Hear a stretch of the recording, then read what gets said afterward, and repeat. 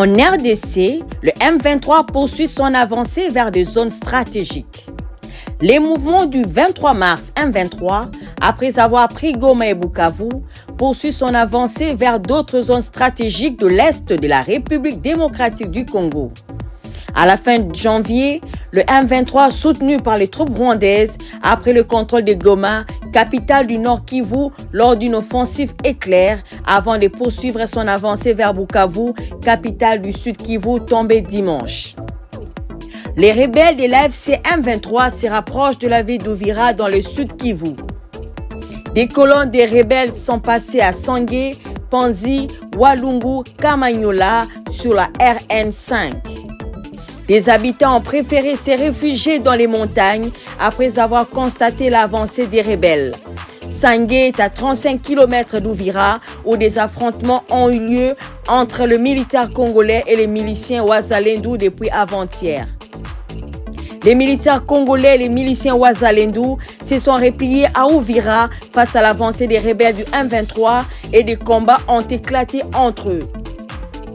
À la base de ces altercations, les Wazalendo ne digèrent pas les départs de certaines troupes congolaises avec le matériel de guerre vers Kalemi dans les Tanganyika plus au sud. Bilan de ces affrontements, au moins 17 morts hier et avant-hier. Dans le même temps, Uvira s'est vidé de la majorité de ses habitants. Ceux qui restent sont terrés dans leurs maisons.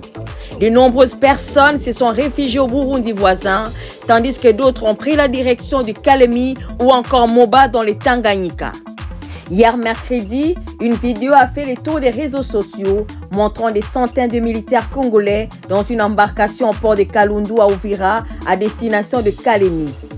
Le combat survenu au cours des dernières semaines font craindre une répétition de ce que l'on a appelé la Deuxième Guerre du Congo, 1998-2003, impliquant de nombreux pays africains et entraînant des millions de morts par la violence, les maladies et la famine. La chef de la mission de l'Organisation des Nations Unies pour la stabilisation en RDC, MONUSCO, Bintou Keïta, s'est elle aussi inquiétée de l'avancée du M23 qui est désormais au point de jonction de 3 frontières entre la RDC, le Rwanda et le Burundi. La situation des droits humains dans le Nord Kivu et le Sud Kivu s'est considérablement détériorée, a-t-elle souligné.